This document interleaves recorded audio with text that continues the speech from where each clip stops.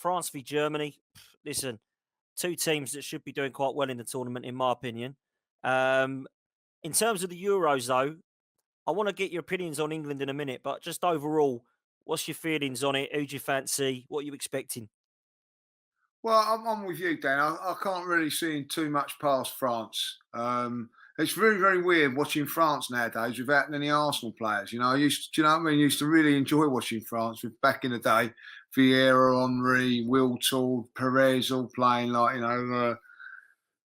so like with the French team, not so much that interested in it so much now. But I think they've got so many good players, particularly in forward areas, that I don't think they've really got a weak. Dare I say it? I think that the only weak spot they've got is probably the keeper, and he ain't a bad. Hey. Do you know what I mean? Like, if I be really honest, he's not a bad keeper. But so that just shows you how strong they are. If that's their weakest player, how good they are. I was very, very impressed with Belgium. I've got Belgium in the sweepstakes, so I'm quite happy with that one, Dan, if I'll be honest. But England have got a good chance as well, because what I've seen is there's no real.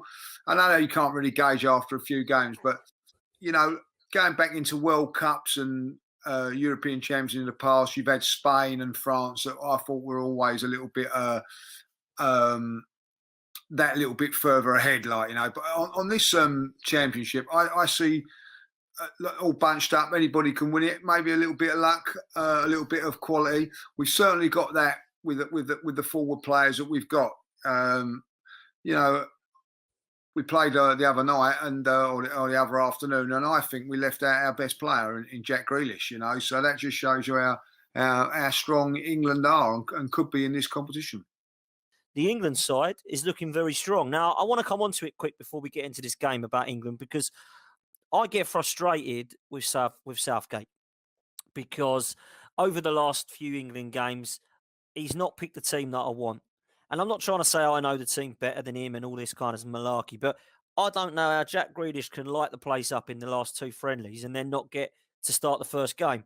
So I get a little bit frustrated when I see that. However, I must say, I thought he got it spot on the other day. I thought we were class. I thought Mason Mount's running was sensational. Declan Rice formed a great partnership with Calvin Phillips, who for me was man of the match. And apart from a poor display from Harry Kane, which we all know he's going to improve because he's top class, should we be fairly confident with that England performance going into this tournament, do you think? Yeah, well, listen, I think just like certain managers, other managers as well. I think, if you look at Scotland, for instance, I felt that, they made a couple of weird decisions they did, and that probably cost them the game, not playing Adams up front instead of playing the fella from QPR. Was a ridiculous decision. I thought they were far too cautious. And I think that Gareth Southgate, I think, to play a right, when you've got two left backs in the squad and then you play a right back at left back, it's an unbelievable thing, really. Someone like Ben Chilwell, for instance, has just won the Champions League with Chelsea. I think it's been playing really, really well. And all of a sudden, if you get left out for Luke Shaw, I think you could swallow that a little bit and go, even Saka could have played left back. You think all right, I'll suffer that.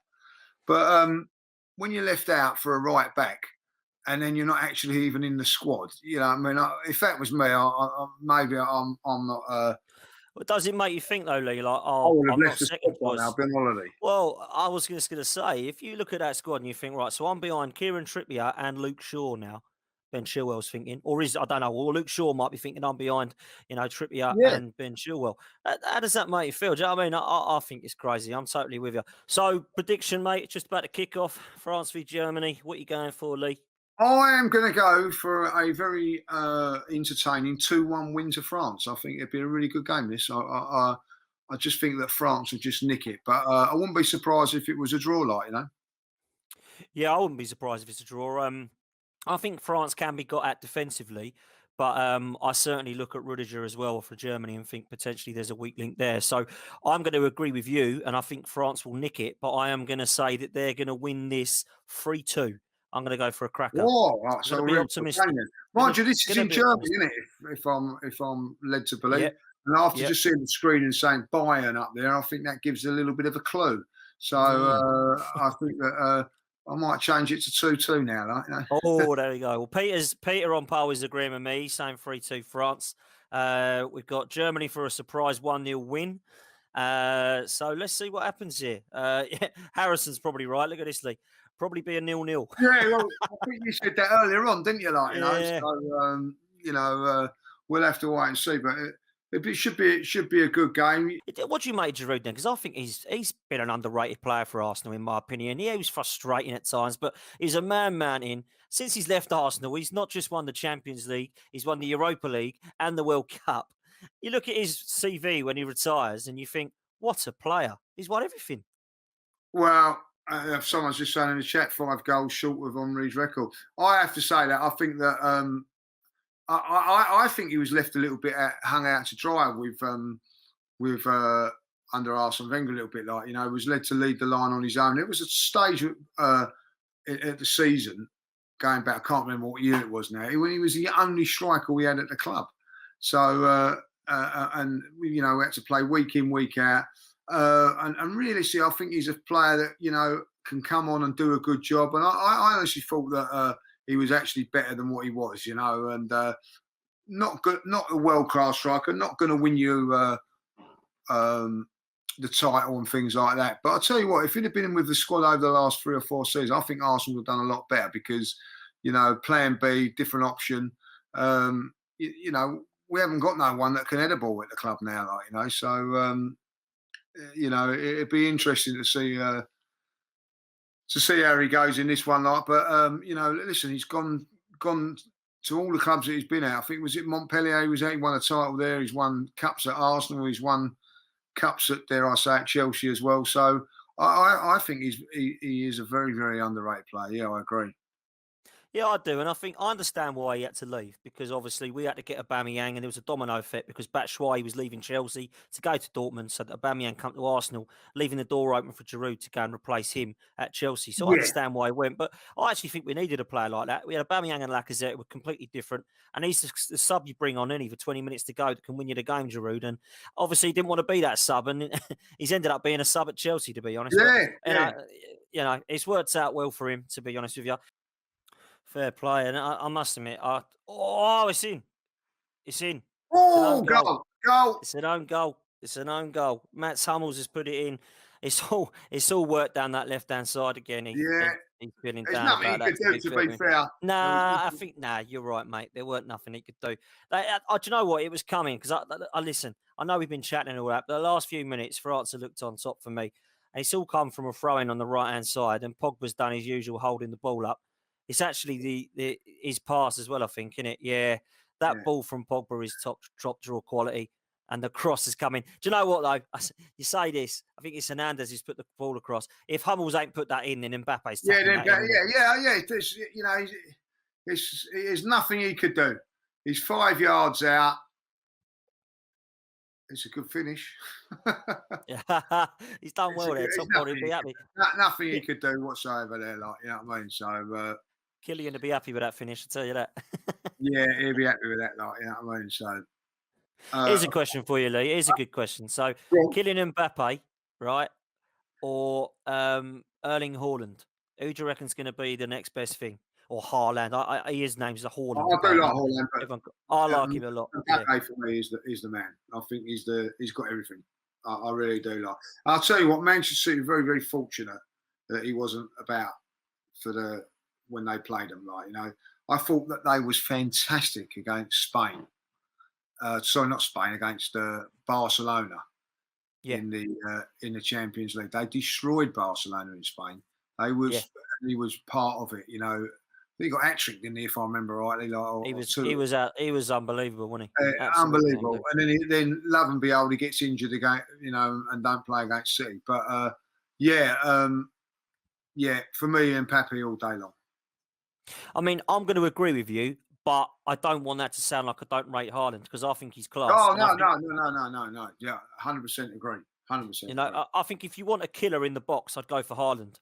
But if you want the all-round player, I think Mbappe's got everything. I really do. So I would agree with you there and go for Mbappe. I'll ask you a question, out of if you're Man City who can afford who they want and they're linked with Haaland or Harry Kane, who would you go for?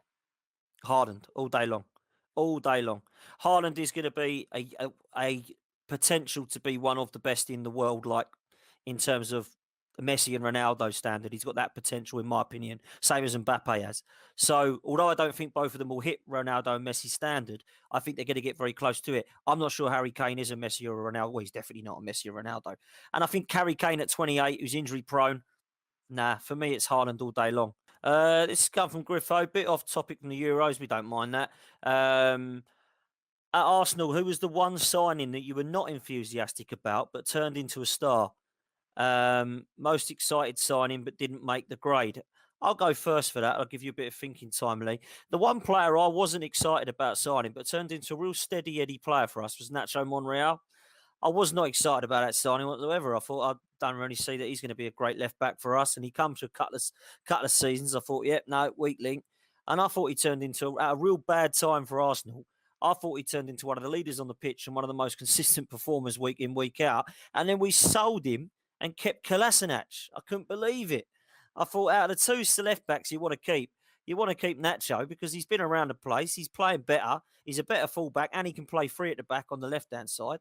And we got rid of Kolasinac. So I'll go for that. And in terms of one that I thought was going to be a star that never really made it, the most exciting signing for me was, bless him, he's not with us anymore, Jose Antonio Reyes. When we signed him, everybody wanted him. Real Madrid, Barcelona, he was unbelievable in Spain. And he just got a little bit homesick, I think, and it didn't quite work out for him in the Premier League. He absolutely set it alight. I remember being at Ivy when he scored that goal against Chelsea. Well, there's 2 goals in the FA Cup that dumped them out in 2004. Thought he was outstanding. And then we went to 49 games unbeaten. For the last 6 of those games, he scored in every game. He was absolutely outstanding. And then it just went a bit wrong for him, Lee, didn't it? So that's what I'm going for. Total shame that really, and obviously tragic that he's passed away at such a young age. But what a player he was. He came into the team and set it alight, didn't he? He was unreal. Do you remember he came? I think his first game was Chelsea in the cup, in the FA Cup. Unbelievable, wasn't it? Unbelievable player. Quick, pacey. We'd sort of chased him for about a year, if I remember rightly, being linked with him. And those are the days when we got signings done. And he come in and was unbelievable for us. And such a tragedy what happened to him. And for whatever reason, he never settled in. And I get that he just didn't. So which was hard to believe. Say we had Fabregas here, and we had some youngsters, Spanish boys in the squad, not quite coming through, but ultimately they're in again here. Messed it up. So that was that for me there. I've had a little think about one signing that I wasn't really excited about, and you're not going to believe this. Go on. And then become a superstar for Arsenal, and probably one of my favourite ever players for Arsenal, and that was a certain Mr. Ian Wright. Wow. When he was signed, I never moaned about him signing for Arsenal, but I remember spending. I don't know how much it was. So someone in the chat might know if it was a couple of million, though, wasn't it? It was a couple of million, 2.2 million. And I thought, wow, what do we really need for that? We was winning we just won the title. We was scoring goals for fun at that stage of this campaign, and I just thought, well, do we really need him? But his first game was against Leicester in the cup. He scored, and I thought, well, yeah, great. And then went to Southampton on the Saturday. He scored a hat-trick. I said, here, dude. You know what I mean? And he just become one of the most. He was a sensational player for Arsenal. He really was. He's my favourite player. Absolutely. 3.6 million, apparently, Harrison says. Oh, was it as much as that? I thought it was less than that, but fair enough, Harrison. We'll go with you. It was in 2, so I'm not going to argue with you because I don't really know. But it was, a massive thing. Someone just put in there about our show, and I think that's a good shout, by the way. I agree. Yeah, that is a good one. I was excited about Arshavin, but I was excited about when he came in because I thought he was gonna going to really do. And do you know, I'm going to say something now who I was excited about because I thought it might be the one that might get us the title, and that was Petr Cech. And it become a right, I've never seen a goalkeeper drop in form as quickly as him. I really did. Yeah. I mean, he came in his first First season. season was good, I thought. Yeah, but that was it, wasn't it? Peter, I tell you what. Before we let you go, I can't let you go without talking about the Arsenal. Like, where do you stand with Stan Kroenke? Where do you stand with Mikel Arteta? Where do you stand with Arsenal's future? You know what? I understand everybody's sort of uproar with the owner, and as much as he's not an Abramovich, which is what we would love if he poured some money in, I do think at the same time we've got to take some responsibility by the way we spent our money, because it's not to say we've not spent money at all. I mean, you had the conversation earlier about the Xhaka versus Kante, for example. Yeah. The amount of money that we would spend when you actually look at it on paper. You know, I won't say the owner's backed us, but he's not taking money away from us to spend. Does that make sense? And so because he's allowed the club to sort of run it on its own, it's actually allowed us to still make transfers. The real issue, the real question at hand is who is recruiting the players? Who is scouting that one and said, yeah, that's the one that we can buy 35 million. I remember Lee done an interview at Newcastle away, and I think he was fed up with Mustafi. I think you just sort of drew the line with him. And you said, who exactly saw that bloke and thought that's the one for us to be as our centre half? And I know before we sign a player, we usually get excited. Like even now, there's a lot of talk about different players. We're all excited to have them come in. Xhaka was one of those. Mustafi was one of those. There was a few players that we looked at before they stepped foot in the Arsenal, and we were sort of like, all right, now we can go. We can move forward. Thomas Partey has not had the best season. Let's call it what it is. But you know, we're not necessarily screaming and shouting about him. And I feel like the players like your Xhakas and so on, they do get scapegoated. And I understand why. You know, I know the reputation sort of goes before them. But at the same time, I do think, you know, the structure, you know, I feel sorry for Mikel in a sense that how can we have a novice as a manager of the Arsenal, not of Cheltenham, not of, you know, Colchester or wherever, but of the Arsenal? That shouldn't be right. And Edu is a novice as a technical director. And then, you know, you could say, we could go further with Vinay, CEO, novice, you know. So if everybody's a novice, then what did you expect? This is, you know, some wins, some lose. And what was it, 13-13, I think, in terms of wins and defeats. So it kind of, you know, on paper, this is exactly where we should be. But I don't think we're that far. Because what I found crazy is, how are we only 2 wins away from top 4? Nobody can explain that. How on earth, the season we've had, are we too? So for me, we're not too far. I don't think we're as far as it looks. We're not as bad as we think we are. We're not as good as we think we are. And I think there needs to be that little balance in between. The money has been there to spend. We've got to learn how to recruit and scout better and get better players in. That's my. I mean, that's absolutely spot on. I couldn't disagree with anything you've said, Peter, to be honest with you. Yeah. If they do lack something, the Germans, it's probably a natural finisher. Would you agree? Yeah, I think so. I mean, I looked. Oh, that's a good effort as well, cutting inside there, wasn't it? I think that. Do you not think though? Like, just touch on that point there, Lee. It's funny with Germany because they really got. When's the last time they had a proper centre forward? Germany. Because you got Thomas Muller and you got, like we said, Kai Havertz. He's playing there at times. Serge Gnabry's actually supposed to be the number 9 tonight. I don't really think I can look back. I mean, Closer. Do you think that's the only Miroslav Kloser's the only one? Yeah, but he scored lots of goals. I didn't think he was great. You know what I mean? No, that's what I mean. Probowski played up there for a little while, didn't he? You know, like yeah. They've had some fantastic players. You don't remember. Gerd Muller was one of the greatest. Yeah, obviously I don't remember, but he was class. And of course, Jurgen Klinsmann come along. Mbappe's in here. Sorry, mate. Mbappe's in. Mbappe's in. Oh, what a goal! Absolutely. There you go. Oh, is he offside? Oh, he's called it back for offside. No way. That's an unbelievable finish. You'd be gutted. Is he offside, dear Lee? Obviously, Pogba's he must have been up for, you know. Yeah, no, he is. Both of them, Griezmann and Mbappe there. That is a shame because that is absolute top draw quality there. He's cutting on again on his left. He's brilliant on that left-hand side, isn't he? And that is an Henri type finish. Unbelievable. He'll be gutted. Germany won't be. No, definitely offside. He could have just watched his line a bit better there, if I'll be honest. But That's what he could do. That would have been game over then. That would have actually been game over. You're going to lose youth team players along the way, you know. And you can say about whatever you want about Walcott. If I honestly think that Walcott wasn't as bad as a player as what Arsenal, what people No, make. you don't score 100 goals for any club if you're an awful player. Yeah, exactly. You don't, and that is true. And he had a lot of injuries. A lot of people don't realise that, like, you know. And that as well.